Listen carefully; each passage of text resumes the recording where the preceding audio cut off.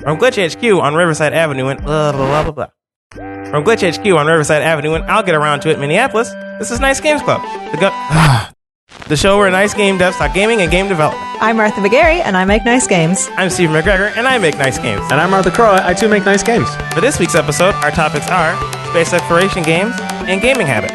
And so, if everyone is ready, Let's start.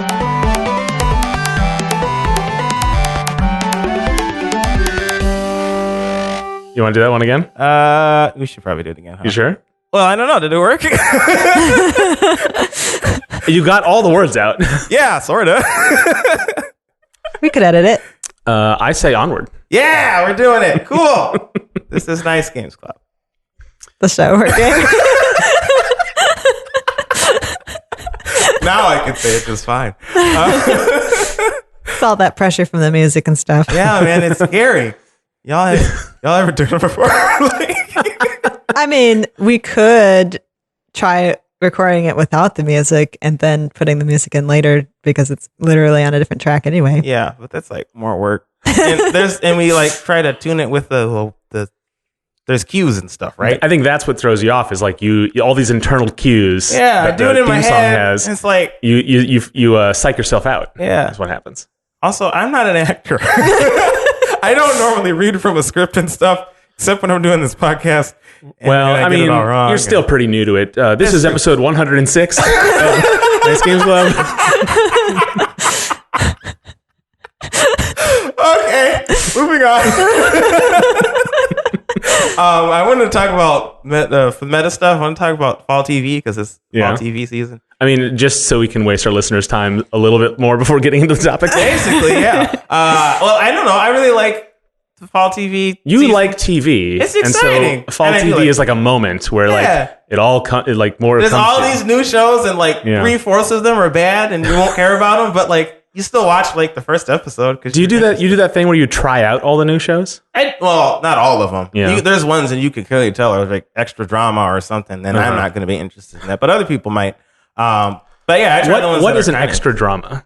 Well, apparently a million little things. Uh-huh. I didn't realize it was going to be so dramatic when I saw the image Mm-hmm. because it has the guy from Psych in it, Sean.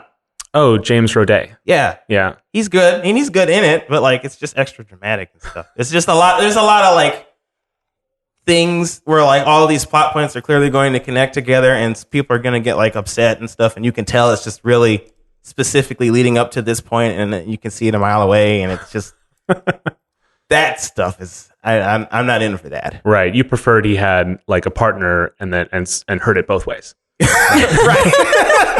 Yes. Maybe, I don't know. But I don't know. I find this time to be kind of exciting. Yeah? Because you might find a show you really enjoy, like The Good Place, for example. Yeah.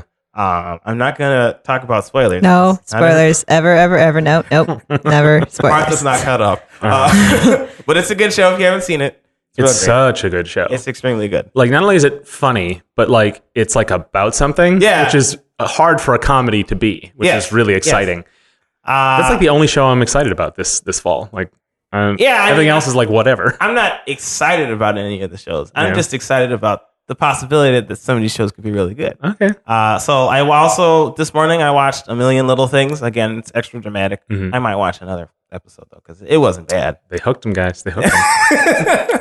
And then there's a show called The Cool Kids, which has, I guess it takes place in a retirement home. It's okay. It's like a comedy, it's a laugh track comedy. Mhm. And those are hit and miss.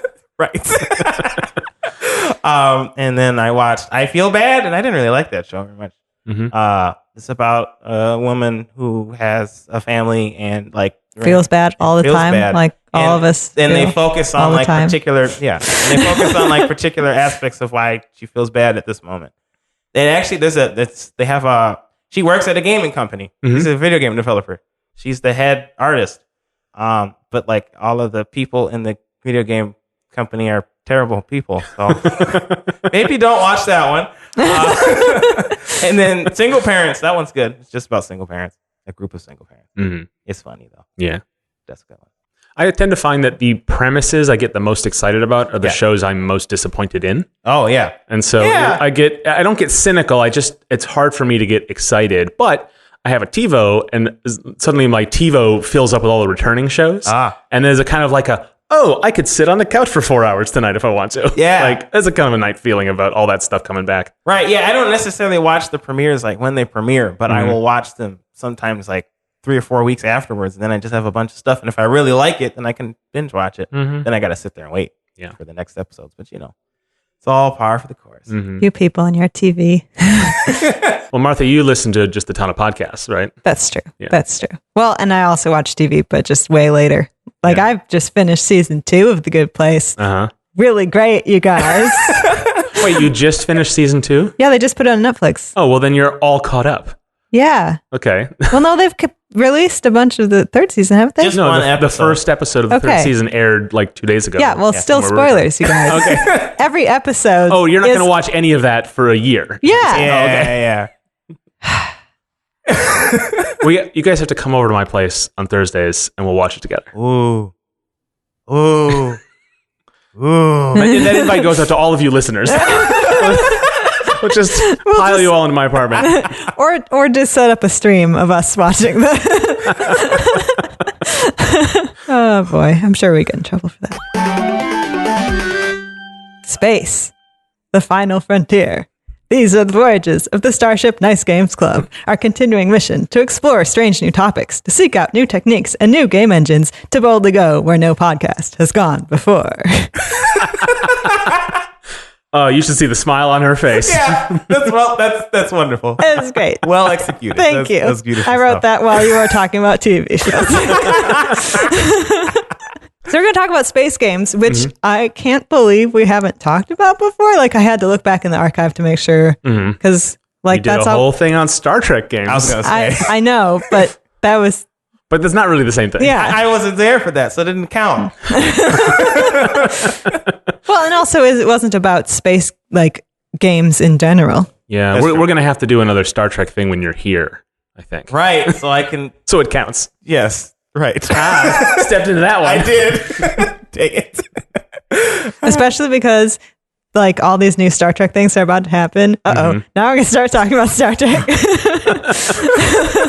Well, another reason why I wanted to do this topic is because I've been reading a lot of Star Trek Voyager novels, which actually are kind of good.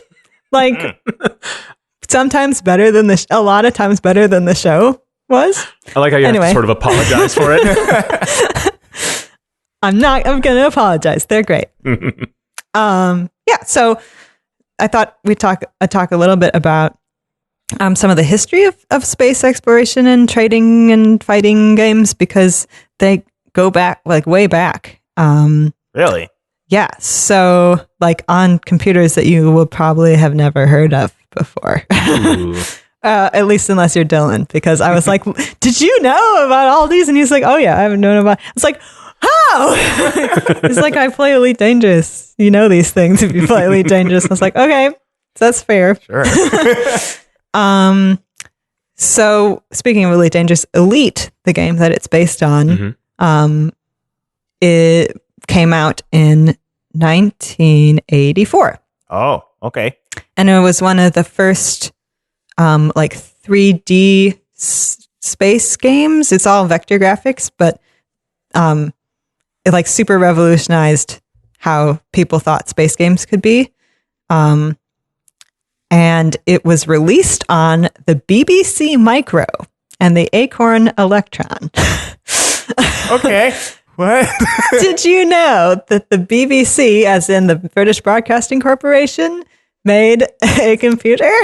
Wow. Well, they didn't make a computer. They commissioned Acorn Computer Company to make it. But and they called it the Acorn? They called it the BBC Micro. Oh, okay. And they like put it in all the schools in Britain, basically. Oh, okay.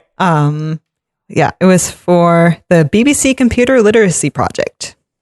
Oh, well, that sounds useful. Yeah. I wonder if that was helpful. I mean, I think so. Cool. I love the specs on these things, but basically the Acorn Electron was the commercial model. It was the BBC Micron was the education model. Right. It was the EMAC to the iMac. Exactly. Right? Yes. Yeah. Basically the same, but yeah, it's the same idea, getting computers into the schools. Although I think that Apple had an ulterior motive to make sure all kids knew how to use an Apple. But I digress. Anyway, so I love the specs on these things because it had 32 kilobytes of RAM. Oh. And what year is this? This is... Well, you just said Elite 1983 was the release date of the Acorn. Okay. And Elite was released in 1984. Mm-hmm. But the media, like the input stuff that it took was a cassette tape. Oh. Had a floppy disk optional and a ROM cartridge also optional. So these all were running on cassette tapes, which is super cool. The ColecoVision was also on a cassette tape. Yeah, it's funny. It's like, how is that even possible? It's like, it's just a really slow, like, magnetic storage medium. That's all it is. Yeah, that makes sense. But that comes from, prior to that, those big room-sized computers all ran on high-speed tape reels. And so it just made sense to people. Well, we have something similar in a consumer format. Let's use that. And so it was a going thing for a while. Yeah. I want, like, instead of steampunk, I want a sci-fi world that uses, like, tape technology. It would be awesome. Anyway, so Elite was a really big deal because it did 3D graphics, basically. And it's so cool reading about this because, like, Elite Dangerous is literally the same game. Like, we'll have to put pictures in the show notes, but like all of the space stations and stuff were like these geometric shapes. And basically what Elite Dangerous did is they took those shapes and then like made cool looking space station designs on them. So yeah, it's so cool. And like the story is similar, not that they have much of a story, but there's these aliens called the Thargoids. Which, that is a real 80s alien. Yeah. And they just introduced them into the sequel game. And I had no idea that they were from the original one. In the original one, you played a character called Commander Jameson, and there's a station in the new one that is called like Jameson Station or something like that. Okay. And that's like once you get enough points in all of the different factions that are controlling the galaxy, you get access to this station that has like every ship available and all of that stuff in its store. Yeah, so it's all these little homages to this game. So it is a direct sequel, or is it like what's the actual lineage of the like? Is it the same people involved making? Yes, so it's made by a company called Frontier, and they're one of the original. It was developed by two guys, David Braben and Ian Bell, and David Braben is still working on the new one. Oh, okay. Looks like, or it's at least still part of the company. I don't know how much, but so they made an actual sequel called Frontier Elite 2 in 1993, and Frontier First Encounters in 1995. And that one introduced Newtonian physics, realistic star systems, and seamless freeform planetary landings. So that innovation is really that's what Elite Dangerous is sort of known for, is its sort of the verisimilitude. Yes. And so that comes from those sequels. Yes. Okay. Yep. So basically, Elite Dangerous was crowdfunded in 2012 and came out in 2014, and basically combines all of the previous games into one, basically. Okay. So in all of these kinds of games, you just travel from planet to planet, and that's it? Or what do you do? Yeah, so there's not much to do in Elite. There's a bunch of, and in Elite Dangerous, there's a lot of trading that you can do. Okay. So each station, you have missions, and you can buy just resources, basically. You can't really do anything with except resell. And each station has a different economy, like how much everything costs. Sure. And then you can use the money to upgrade your ship and all that sort of stuff. There's also space combat, so you're fighting either pirates or your fellow players. And in the new one, I don't know if you could do it in the old one, but in the new one, you can mine asteroids for resources that then you can sell. So there's the game. There is sort of an idle gameplay loop if you just want to like go in and play for a while. Yes. But then there are like higher level events if you want to, I don't know, go crazy. Yeah, and lots of like I think I've talked about this before, but Elite Dangerous has a lot of community around it, and I think the reason why it became a thing is because the original Elite also had a big community around it too. Okay, that makes sense. And they make up their own events, which is awesome. We went to this summer. We went to Ohio, me and Dylan, to meet up IRL with the group that plays Elite Dangerous together. And we went to the Aerospace Museum in Ohio, and that was super funny. But basically, all that group does is they go on long space expeditions, and so everybody meets up at a certain place because the game is always online. So this is an MMO, right? Yes, but I mean, you can play it single player. Okay. So you can either be, I guess it's not always online. You can either be in single player and you don't see anyone else, or you can be online and see everyone else. Oh, okay. Okay. Misspoke.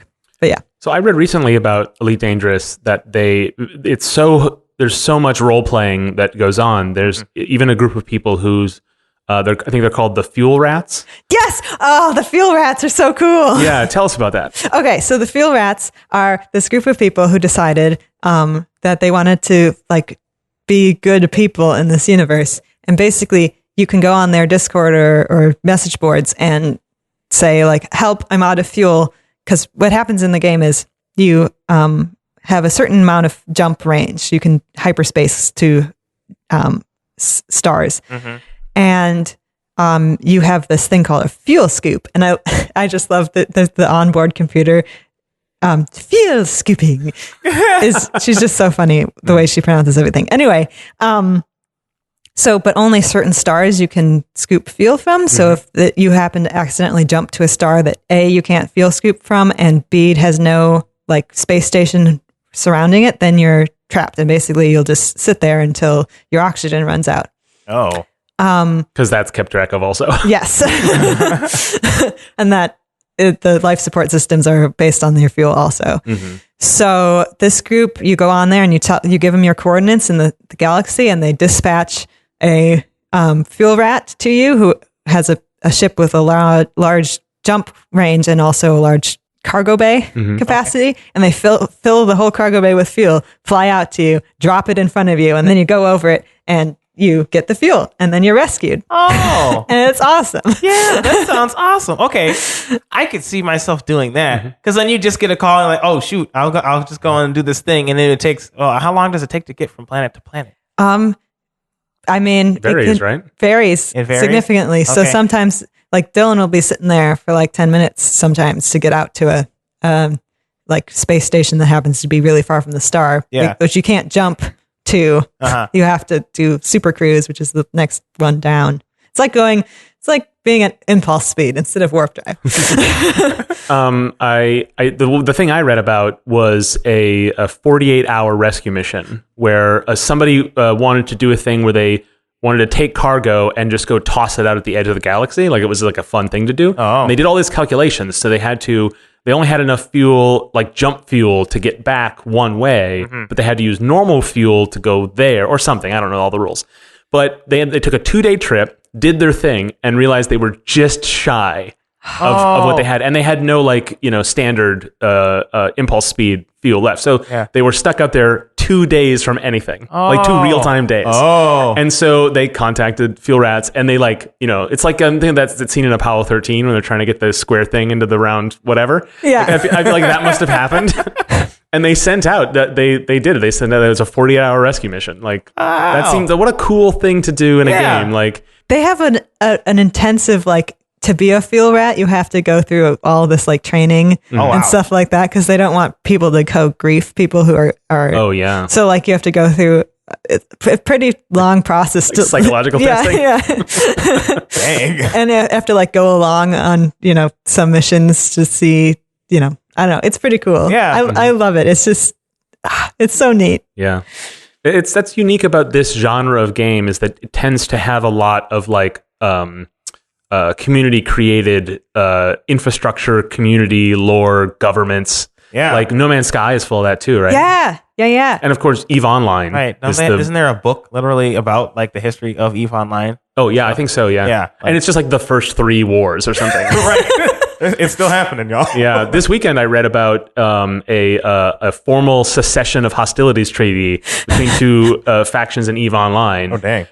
One actually is giving up territory in order to just end the war. Like it's real business. Like Wow. That's amazing. Yeah, I love it this. I wonder what it is about these games that like fosters that. I know there's obviously a sense of community, but like, and there's a large world, and I Yeah. guess it fosters a lot of role play, right? So maybe that all just ends up becoming that. Yeah, I think part of it is that there's like, you're like, space is awesome. But then you realize that there's like so much of it. There's so little to do, really, unless you make it another type of game. Like, No Man's Sky has that problem where you end up seeing the same planet over and over and over and over again. Oh, sure. And like, I think that happens with a lot of these games where it's like, oh my God, it's going to be so vast and so huge. And then you realize like, there's nothing there. And so like people just fill that vacuum with their own stuff, maybe. That's kind of what space is. It's mainly emptiness. Yeah. That's why it's called space. They don't call it full.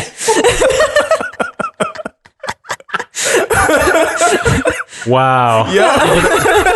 Put that on a Laffy Taffy wrapper. Episode name. Yeah, where's our hotel bell? Right? Ding. Oh, goodness. Oh boy. So, Martha, you're into No Man's Sky. Yes. So that's another reason why I wanted to talk about this, because I've gotten really into No Man's Sky again. It's really good. I've sort of stopped playing because you have to play it in cycles, because if you play too much of it, you realize there's nothing to do. So I'm on another low point at the moment. But oh man, the stuff they've added is so awesome. So they've added more base building stuff, which is neat, because you can then find a planet that you find that is really cool and you want to hang out there. You can build your base there, and then you can always go back there. That was my one complaint about, or one of the big reasons why I stopped playing when it first came out, is that I found all these cool planets, and then I would go to the next next system, and I could never get back to the one that I was already at. Yeah. So that's another design constraint for space games is how do you deal with like making a map of 3-dimensional space that's infinite on all sides, Right. and make it navigable. Yeah. And at first, the No Man's Sky one is still really frustrating, but at first it was even more frustrating than it was. But now they have it where you can go back to the system you were just in. You can teleport back to your base whenever you want to. It's changed it a lot. Makes it feel more real, because everything's spatially organized. It's the places you go to have a physical place. You can come back to it at that point, at any point. Sure. Right, you have a sense of it as a real place rather than being sort of lost in the wilderness like it used to be. Yeah. So the thing about that game now, it has proper multiplayer, but it's sort of like, it's not MMO scale, right? No. You can have, it's like people joining your game in GTA or something like that, where they can come in and play with you. But what do you other than the obvious, like a lot of role playing opportunities, what are the things you do together? like just help each other with the whatever missions that we're on, or like, oh, there's a really cool planet over here, you should check it out. And there's a way to like share resources. So if you pick up a bunch of stuff, then you can like give some of it or all of it to the other players on your team. You can also fight each other, which we do not do. Okay. Which I think was a big concern when the multiplayer first came out, is that people would join your game randomly and then grief you. Mm-hmm. But we never ran into that. Is that a regular thing in these games, space exploration games? Do they have a lot of griefers? I think Elite Dangerous has this problem. Okay. I think yes. Okay. I haven't played EVE Online. Do you think? I don't know. I think its foundation is griefing. I think it's a foundational core of that game. I mean, I'm making fun of it, but like I think that's definitely something that people talk about it a lot. I think because the possibilities are nearly endless for you to do things like that. So it's a point of conversation. I don't know how much that translates to actually a problem versus actually kind of an interesting kind of risk of play, which is sort of, I mean, not to give any excuses, but like there's in Eve, people do talk about like it increases the role playing when you realize there are jerks out there who could just mess with you. Yeah. Like that actually feels more like the real world that it's creating, Mm-hmm. But, you don't want that in No Man's Sky because that's not the feel you want when you play a game like that. Yeah. Right? And it's so funny because Dylan plays Elite Dangerous mostly on single player, except for when he's playing with the Small Worlds expedition. But the NPCs will grief you. Like they'll come and interdict your ship, which means stopping, like breaking it out of hyperspace and like forcing you to fight. Oh, wow. And random encounter. Yeah, random encounter. And they all say like really dumb things in the chat too. It's like, is this what? Why would you program this into this game? It analyzed the chat logs of all the players. Yeah. Like, this is what it sounds like. Yeah. So it's pretty funny. Well, you're saying Dylan plays in single player, and No Man's Sky is sort of pretty good as a single player experience, at least in its mechanics. But in a big world, you do still feel like you're part of something bigger. So talk about like that sort of difference in these types of games. Like the original Elite wasn't an online game, right? So no, yeah, it wasn't. There was a game called that people talk about called Trade Wars, and it was a BBS game. So the old message board things that you would dial into, right? I wasn't around. Were you around? It's basically just a forum. That's all it is. Okay. But you had to like Was I around? I don't know, you're like 35 now, so I played. Tell us your tale, Rowan. When I was a kid, I played Star Trek role-playing games on BBSs, which were just like D&D, but literally no rules. It was just pure role play. That's amazing. I made a character. I had a captain. We went on away missions. It's pretty cool. I played D&D on the Neopets message boards. Dang. Anyway. I've never felt more different from you.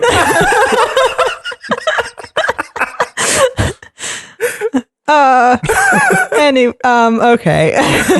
I wanted to ask you about that single player versus multiplayer dynamic and right. how Yes. the lines blur a little bit with this genre. Yes, because space is so big that even when you're in multiplayer, you might not, especially in Elite Dangerous, you might not even see anyone else ever if you're in a non-popular place. So, and space kind of makes you feel lonely, like just aesthetically, because there's nothing around you. Yeah. I feel like, especially No Man's Sky in the first iteration of it, really made you feel like you're alone. And now that there's multiplayer, you still kind of feel alone. Okay. But like there's like a certain appeal to that too, right? Yeah. Like it's like your own little space. And if you meet somebody, that's okay, but like it only happens so rarely that like it's something you can control in a way. That makes sense. I can see the appeal of that. Yeah. Yeah, and it's like you meet up at the crossroads to share tales or supplies or whatever. It's very frontier. The metaphor is pretty strong. Yeah. But also a lot of the times the communal experiences of these things are really about the meta of it. Yes, outside of the game. Yeah. Yeah, people write whole articles and newspapers about like what's going on in the game outside of the game, and I'm sure there are podcasts and there's a bunch of YouTube videos where people give the news of the game, which is pretty cool. Yeah, and it's all more about the meta than about, because there's nothing to actually in the game to do. It's interesting how like that is not, that's like a joke, but it's not even really a criticism, right? Yeah. It's great. It's almost a plus. It's a plus thing. Oh, I wanted to go back to the Trade Wars thing that I was talking about. Yeah. Oh, yeah. So it's a BBS game, and it was multiplayer in a way.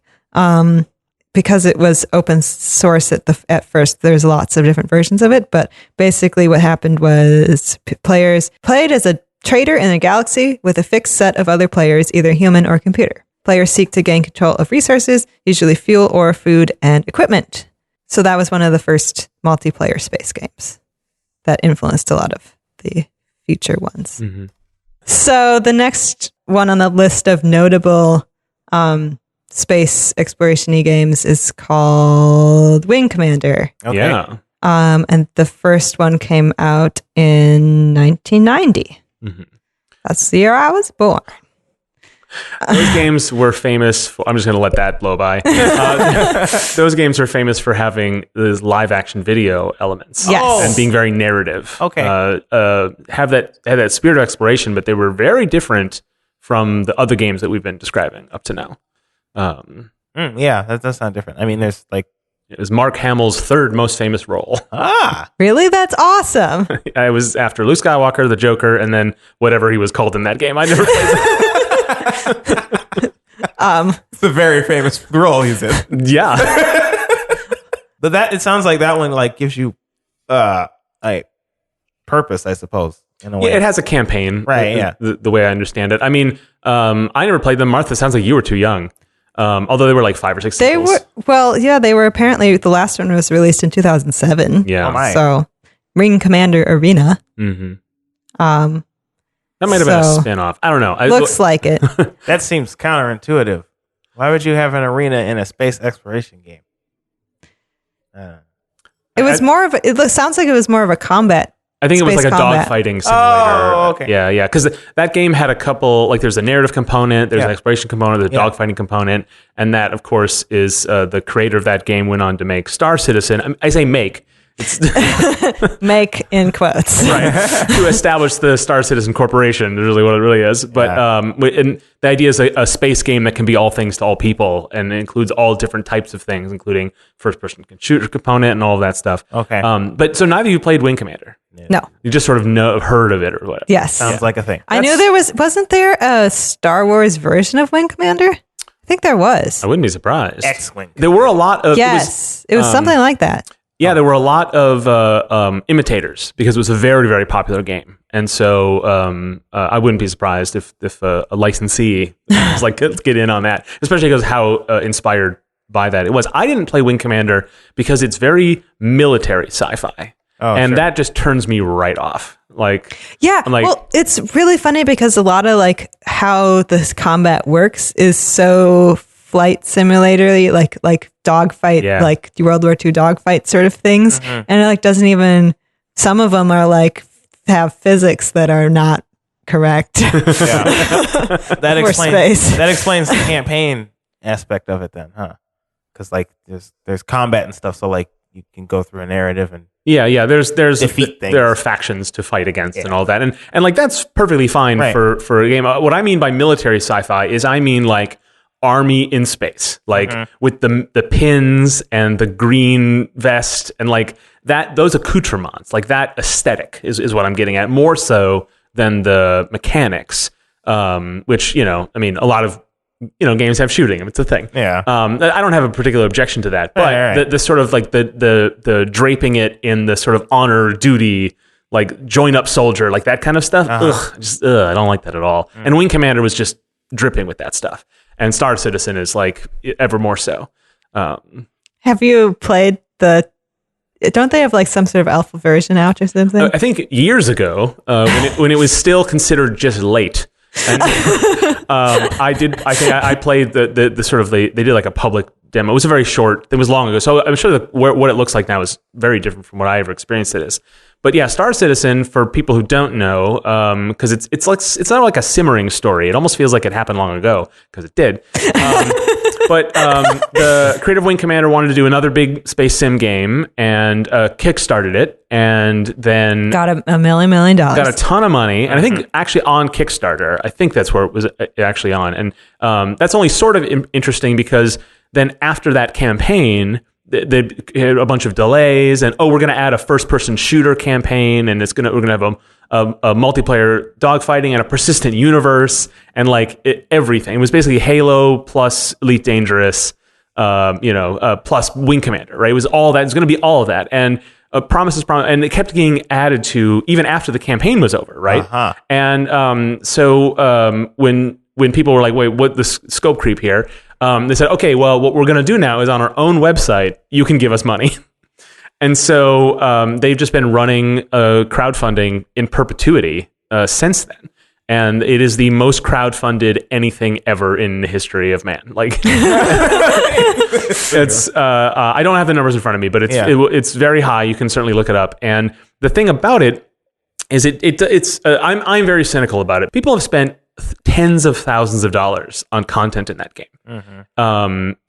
And what they do is they have these teams pumping out new ships, but with that, like, put those teams on other things, like have them make missions or something. Like, obviously you can't just put people at a problem, but how they've been growing the game to maintain their financial model is really frightening. But yeah, it's like it wants to be it wants to be Elite Dangerous plus Wing Commander plus everything else, and I don't know. I don't think it's gonna, but.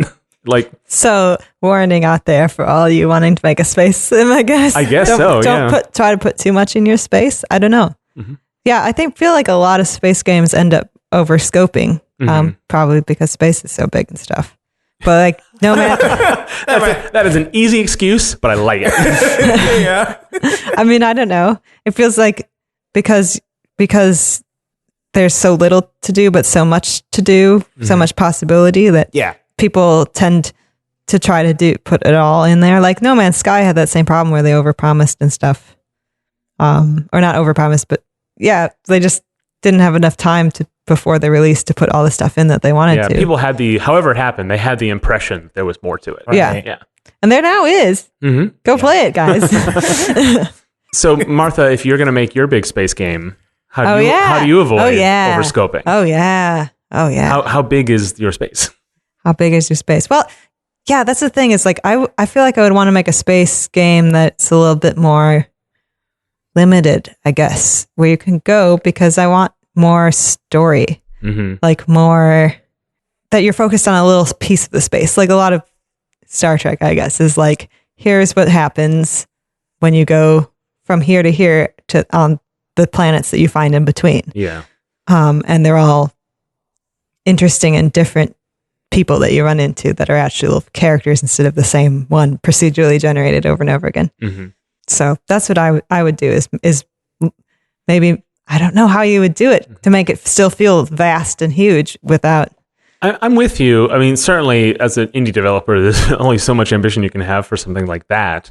But I know what you mean. There's it's sort of seems unrelated, but there's a game that was announced recently that Game Freak is making called Town. Oh yeah, that game look cool. It's a fantasy RPG, but you just spend the whole time in one village, and then all the world comes to you. Yeah, and like the town works together to defeat the people coming at you. Right, and that's a game. Not to get too into it, but that's a game where it's a big world, but you're only in a little part of it. Mm-hmm.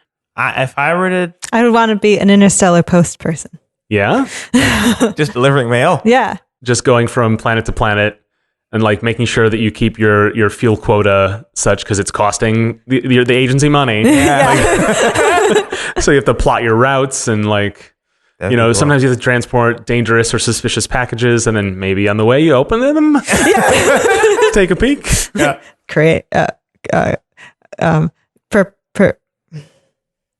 perpetrating federal crimes. Yeah. The way I would do it is just have like almost all empty. Oh, not all. A lot of it would be empty, but like certain planets would have story stuff, like you were saying, Martha. And so if somebody finds it, they could like post about it on Reddit or something. Say, "Hey, I found this thing. Has anybody ever seen this before?" I think like No Man's Sky sort of had that ambition, right? Because there's gates or something you're supposed to find. Yeah. Yeah. So I went through one of the portal gate things, and there's a planet that like literally everyone's been on, and you can leave these little signal beacons or whatever that you can write a tiny little message in. Okay. So everyone writes these little like, "Hey, hi from Nashville." It's just pretty funny. Yeah. Yeah. But like if you did that kind of stuff, then like you could build, like your community would find and build the narrative. And you don't have to like hit them over the head with the narrative. You can just put like a statue of something. Yeah. Like, what is this? maybe it has to do with this thing, and then people will connect it and then make their own story. Yeah, I think the trick with that is finding the right balance between making them impossible to find, so you drip out the sort of thing slowly, versus just easy enough to find that it gets posted on Reddit and then everyone knows where it is. Oh yeah, that's it's a really tough. Developers talk all the time about how secrets they put in the game get discovered on day one, and they're like, that was fine, but at least I was hoping to get a couple of days out of it. You know what I mean? Yeah. I think that for a game like that, where you actually are physically discovering things, and the ability to share that information, I think that what you'd have to do is you'd have to make it hard to reach. You'd have to. Well, right? Potentially. So the information isn't the only barrier to getting it, I suppose. Well, I mean, yeah, I suppose that's true. Like I would design this world as though it was an open world game, but gigantic and not a lot in it. Yeah, I guess is what I'm thinking. And then you have that same problem that we've talked about in other types of genres, where like there's going to be a lot of content you make that people don't see. Yeah, it's true. Are you okay with that? Yeah. Well, I guess I'm comfortable with that because that's literally what I'm designing the game to do. But like, that's the whole thing. Yeah, that's the whole thing you got to think about. Well, Martha, when you solve that for us, you have to let us know. I will. Gaming habits. You just couldn't wait for Martha to figure out a transition. It was gonna happen, but I just. That's good. Let's go with that. Keeping it moving. All right. My topic is about gaming habits, and I want to talk about this because I've talked about it on the show before. It's the head covering you wear when you're playing a game, like a nun. I quit.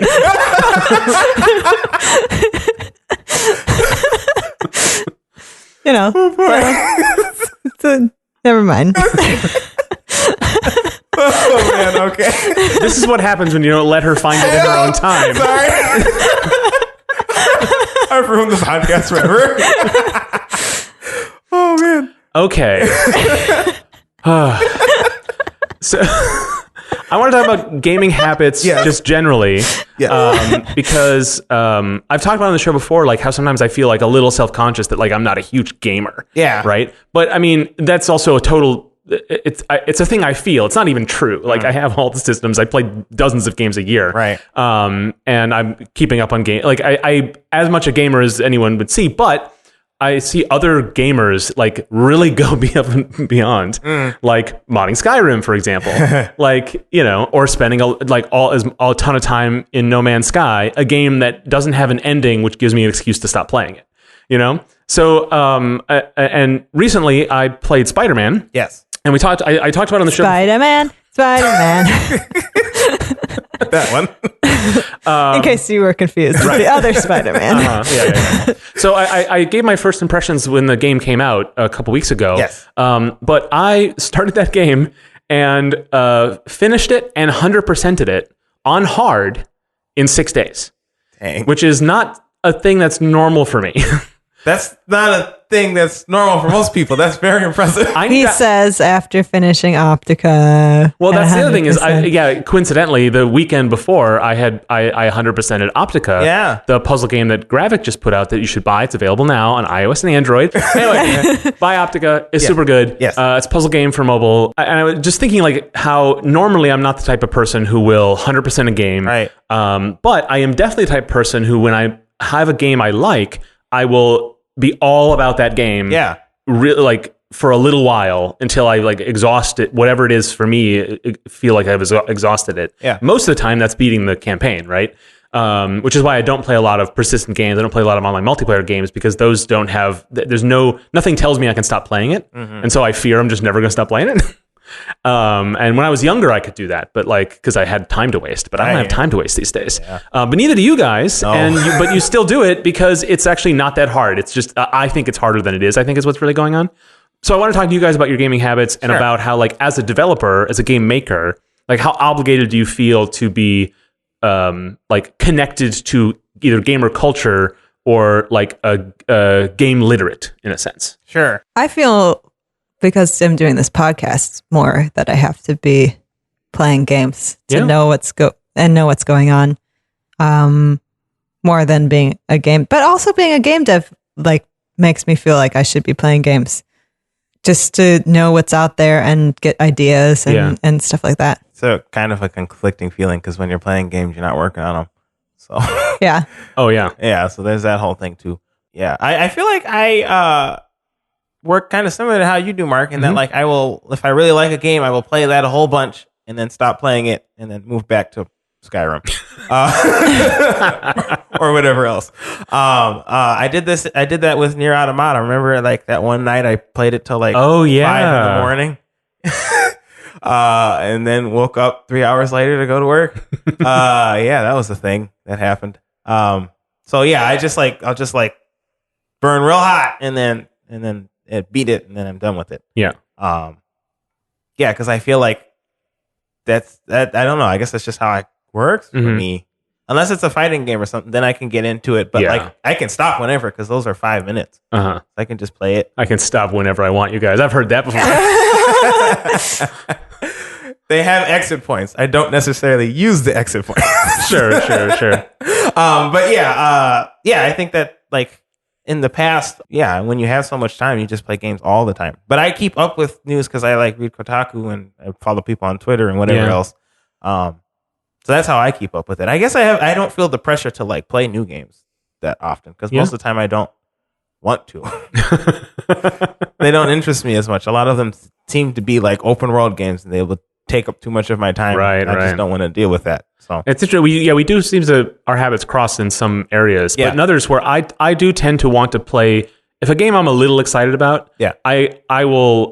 I'll make the time for it when it is brand new, so that I could be part of that conversation. So I could read all the articles about it, and then when it's died down on the internet and amongst my peer group, Yeah. then I can be done with it too. yeah. Like, and so it's a lot of people will pick up a game from a year ago at like 60% off and have just as much fun. Like, I wish I could be that, but if I miss a game, if I didn't get it and the conversation happened, there's very little chance I'm going to go back to it. And I don't know how. I don't really feel bad about that, but like I don't like Undertale's a really good one. It just came out on Switch, Right. so I have another chance to play it. Yeah. Which is silly because I have many chances to play that game. But when as soon as it went out of the cultural zeitgeist, I had no motivation to pick it up, even as it got cheaper and cheaper on Steam or whatever. It sounds like part of the motivation for you playing games is like just to be able to discuss it with people. And That's like if definitely people, if it came out recently and people are talking about it, then you have a chance to talk about it. But like if you're bringing up a 3-year-old game, Yeah. people will listen and stuff, but like they might not have anything to say. Yeah. Or they already did their discussion. So. The negative spin you put on that is like that it becomes sort of just something to talk about, right? Yeah. Like just some content. But the positive spin I'd like to put on it is like I do tend to look at games as critical objects, as Sure. like as things that are worthy of discussion, that are not just pastime, not just for playing, Yeah. but for understanding and exploring. Even if it's like Spider-Man, like there's not a deep critical narrative. breakdown of Spider-Man, as well as it's got a great story. Like everything about it is good, but like it's not exactly saying anything new in the genre, Oh, yeah. So I don't mean that's a criteria for me to play a game, but I do tend to look at games that way. At least I think I do. I don't know. Like Martha, you'll spend all that time in No Man's Sky. You were motivated by all the updates that came, but Yes. but was that principally what got you back into it? And what keeps you there is the continual attention it's getting? Yeah. I mean, I think that's what brought it back to my mind again. Mhm. And I was like, I'll try this again because I like games like that. Yeah. And I wanted it to be good. It moved and it turned out to be like really cool. So I Yeah. moved it out of my meh category on Steam back Yeah. to the cool games category. But you also go back and play Borderlands Yes. frequently because it's Yes. just your all-time favorite. Yes. So, but I feel like I have a lot. I don't necessarily play the newest game that's happening. Mhm. Like, but I'll get really, really into whatever game I choose to play. Like I was late, very, very, very late to the party with Portal. Mhm. And it was obnoxious to everyone because I was doing all the Portal jokes that everyone was doing. Oh, no. Like anytime anyone talked about cake or stuff like that, I was like that person who was like, "It's a lie." Ah! We've all been there, though. Yeah. So if it's a game you can beat, I get like really into it and then beat it and then stop. But if it's a game that like doesn't have an ending or you can keep playing after you're done with the ending, like I'll just go back and try to play it again. Mm-hmm. Yeah. Keep playing it every so often. Like, hey, I haven't played this in a while. I'm going to check back into how that's going. Huh. Man, I can't imagine doing that with most games. I need new content. I can't just keep playing this game over and over again. Like with fighting games, you can fight a new opponent. And with Skyrim, you can mod it to a completely different game. But like Super Mario Brothers is going to be Super Mario Brothers tomorrow and the next day and next year. Do you watch TV shows over again? Rarely. But yeah. Because I watch the same TV shows over and over again. So I think it's a pretty similar thing. Okay. It's interesting because I also do that for my favorites TV shows. I'll revisit episodes I loved or movies, the same. Sure. But for games, I don't as much. So like the Nintendo Switch Online just came out, and it's which is just paying for something that you already could do peer to peer. We're paying for peer to peer anyway. Sorry, I'm Splatoon is still peer to peer, and they're making kids pay for that. So frustrating. Anyway, continue. So I'm off my soapbox now. We should come back to that though, because that's good. I like that bit of soapbox there. But I got it because I wanted the NES library, like the Netflix for NES games. Yeah. And then I loaded up and played a couple of them. I loaded up Mario 3, one of my favorites of all time. And I was like, and I'm like, oh, right, I'm not really the type of person who goes back and plays those old games the same way I go back and watch old movies. Yeah. And so it was a little disappointing, and I felt like disappointed in myself almost. Like, not necessarily, well, maybe for wasting the $20, but like mostly for like, I didn't get as much nostalgic joy out of it as I thought I would. And what I did instead is I kept looking for games I hadn't played on that list of 20 that came. Yeah. And of course, the ones I hadn't played are the ones that aren't as good, just because I've had 30 years to do it. So like I would have done it by now. And so it was a little bit kind of disenchanting a little bit. Like, it's like, all right, I guess. I mean, I could play Mario again, and people get a lot of joy out of that, but I don't as much. And I don't know what's different about that versus watching an old Star Trek episode, which I'll do till I die, you know? That's a good question. Because, I will rewatch like episodes of Community or Futurama or Frasier or something. But yeah, I don't, like when the NES and the Super NES Classic came out, I wasn't really that excited about them because I'm like, I already played most of those games and the other ones I don't want to play. Yeah. I don't know what it is that makes it different. I mean, I guess it's the active versus passive. I mean, just the actual difference. But it's got to be more than that. Right? I don't know. Yeah, I don't know. But Martha, you go back to your old favorites for games as well? Yeah. Okay. Huh. And do you get the same amount of enjoyment you do? Or do you get a different kind of enjoyment from it? Yeah. Well, depends on the game. Like, I've had multiple characters for Stardew Valley and played through till you win, quote unquote. Okay. But I haven't gotten any of them up to like the golden clock or whatever. And that's like this pretty fun every time. And Borderlands is always fun, although it's a different fun than the first time you play, because the first time you play, you don't know what's going to happen. So it depends on if it's a like narrative heavy game, then it's a different feeling, because it's like coming back and enjoying something again. It's like watching Star Trek again or another show again. It's that comfort feeling. It's like eating mac and cheese or something. Okay. I mean, I guess there's a few games I played a bunch of times over. Like I played Mario and Luigi Superstar Saga and I beat that like 3 times. But I don't know why. I don't know. Yeah. I mean, I there's a comfort to it. That makes sense. I don't know. Yeah. Well, now I'm just sitting here thinking about it hard. The games I think about that I want to go back and replay are ones that I don't remember a lot about. Yeah.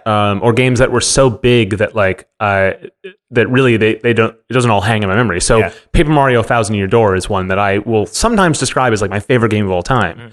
And I didn't play it until I got it a used copy for my Wii in 2007. Yeah. So like I wasn't part of its original fandom, but I love that game. Mm-hmm. But I'm like, I don't remember a ton about it. So I'm like, that's a perfect candidate for me to go back and enjoy again. Yeah. And then I'm like, what happens if I get 20 minutes into it and then it all comes flooding back to me? And then I'm like, nah, I guess I remember it now. Yeah. You know, I'm worried. Yeah. I'm worried about that. Because that has happened to me in the past. Yeah. You'll start a game thinking, oh man, this is going to be great. I'll play this game over. It's going to be so fun. And then you play and you're like, oh yeah, I remember this. I'm going to have to go through this part. And oh man, I can't stand this part. Yeah. This part was pretty nice, but it's like 3 hours in.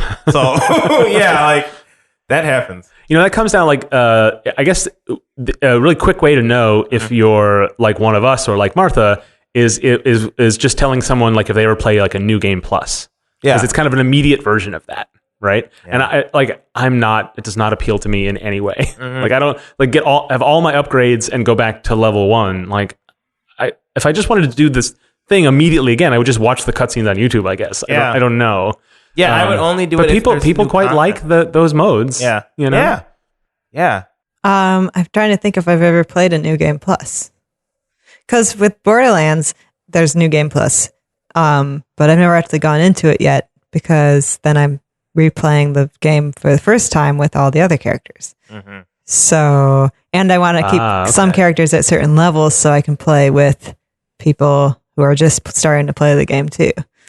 So, yeah, and I have to play through all the DLC before I play the New Game Plus because, yeah. So there's still more to do before you reach that point. Yes. But the more to do is kind of similar. You're playing the game again. Yeah. Right. Okay. So not a perfect comparison, but it's getting there. Mm-hmm.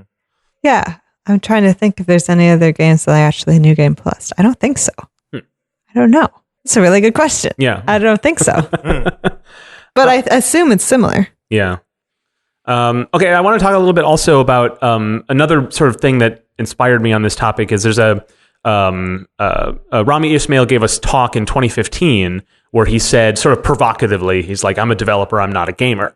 Mm-hmm. And I remember seeing that and being very kind of like, oh, okay, then this feeling I have is okay, you know? Because I feel like that a lot. I feel like that, you know, I would very frequently rather read articles on the internet than play a game if I have 2 hours of free time. Mm-hmm. And sometimes I start to feel a little bit like, well, is that bad? Am I not enough of a gamer? Because I feel like gaming is not my favorite pastime. Yeah.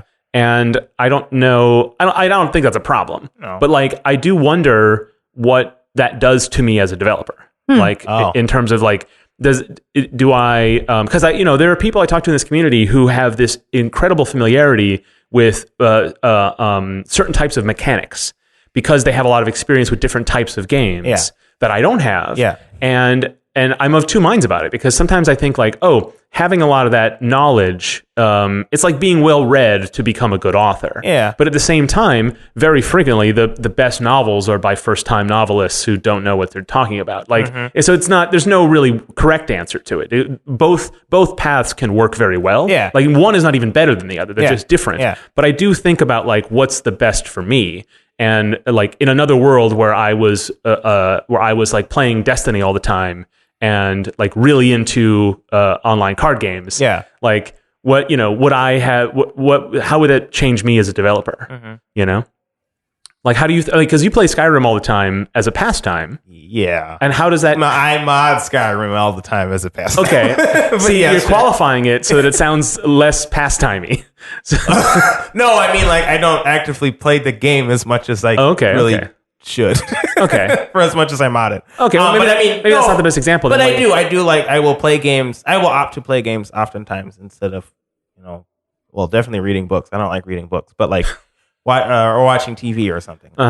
But I think that it just kind of changes what your influences are when you're making games more than it like affects. I don't know. Like it's more about what sort of genres and mechanics and stuff that you feel inspired by rather than the quality of your game making. Yes.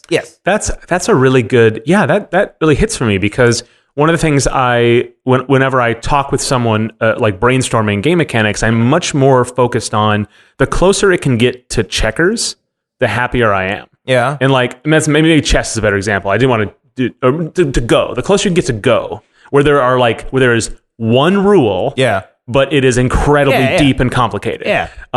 That's my ideal type thing, that you can teach it to somebody in 25 seconds, and then they can take 70 years to get kind of okay at it. Like that's the perfect, that's the extreme of what excites me about game design. Yeah. But then I talk to other game designers who talk about like all of the numbers that go into balancing a system. Oh, man. And none of that appeals to me Those are at so sweet, all. though. And then when I'm in those conversations, I have to defend myself as the person who likes simple things, who doesn't like it too complicated or doesn't like it too hard to figure out. And I feel like I'm on my heels. Uh-huh. But when you guys describe it that way, as like your influences are different from the genre, I think that might be a better way to put it than I have in the past. Yeah, it's not like I don't think that these ideas are competing against one another. Yeah. They just do different things. Sure. And like they can benefit all genres of games in different ways. Yeah. But like it just determines the games you like and the games you want to make more than it like determines how good you are at making games. I like the way that was a good way of putting it, Martha. That was good. I don't know. Like I like numbers. And I like balancing things and stuff like that, but I also prefer games to be as simple as possible so more people can play them. Yeah. I mean, I don't think you get a lot of developers who would disagree with, like, if you can make it simpler without losing depth, you want to do that. Yeah. So maybe I'm trying not to be unfair to the people who really are excited about more complicated mechanical systems. Yeah. I don't mean to say that's useless, or that they don't also appreciate optimization and simplicity and usability. Right. But I just don't know them as well. And is that the main reason why I'm not as excited about them? And is that okay? Like, what am I missing? Is, I guess, my point. I worry a little bit about what I'm missing. You know. I mean, well, it's interesting you bring it up that way because, like, I feel like I'm decently well versed in like video games, and I play a lot of them, and I know a lot about them and stuff. But I feel like as a result of that, I'm not as familiar with other forms of media. Like, I don't read books. I watch movies sometimes, but like I don't watch like older movies and things, so I'm not familiar with those. I don't like go to museums and look at art and stuff. I have very little art background at all. So like all those kinds of things, I feel like I'm missing out on all those aspects, and I feel like that's detracting from potential games I can make in the future. Okay, so that makes sense. You're also generously describing the time I'm not spending on games as on those other things. Fair enough. But I mean, like, which maybe sometimes, but like, you don't have to give me the credit.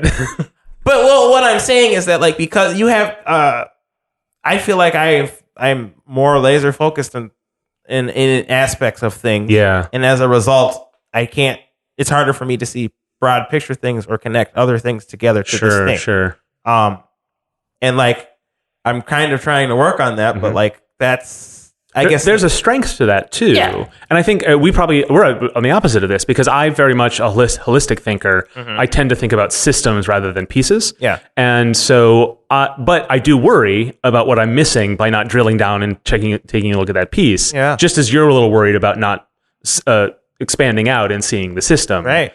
Maybe we're both worried about nothing. Yeah.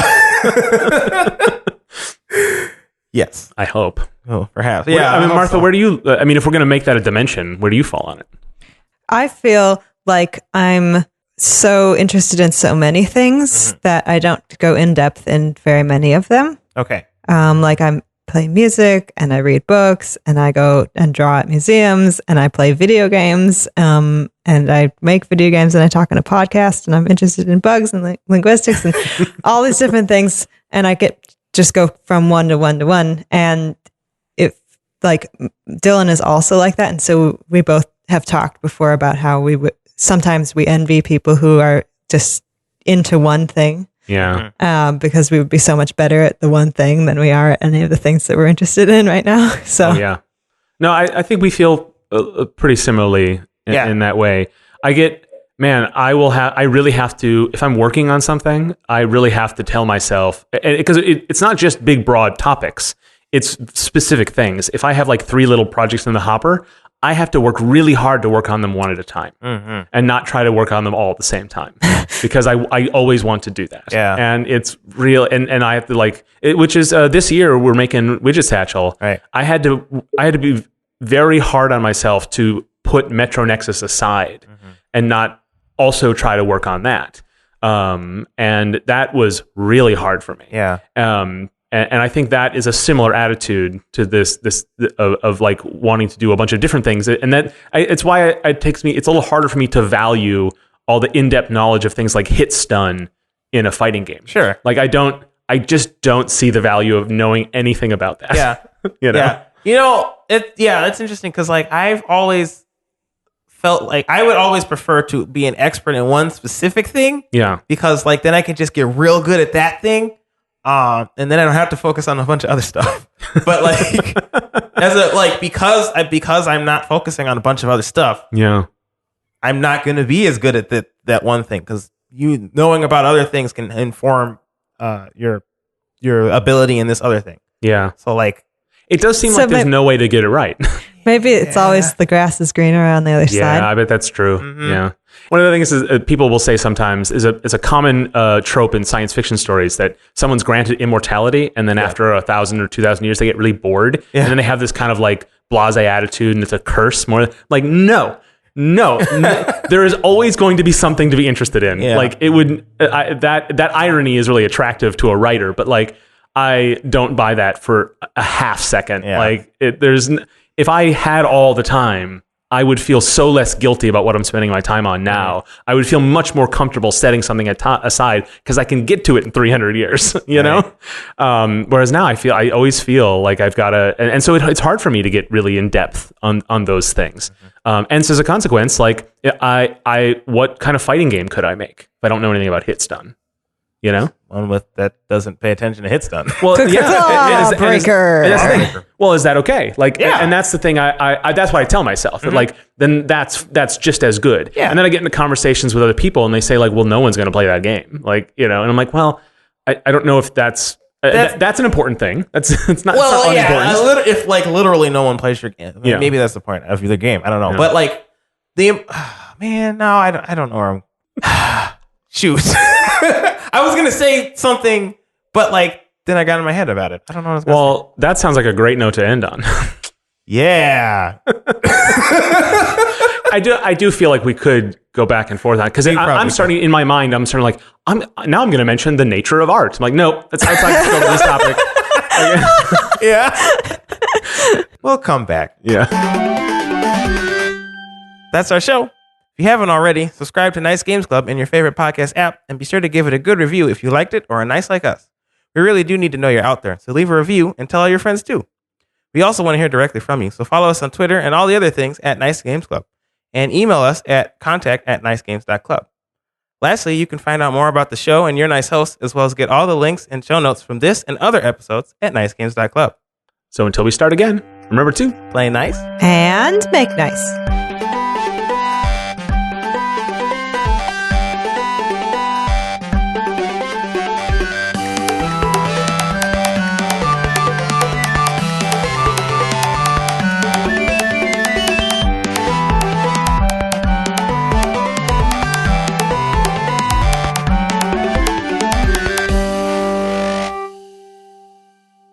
Blah, blah, blah, blah, blah.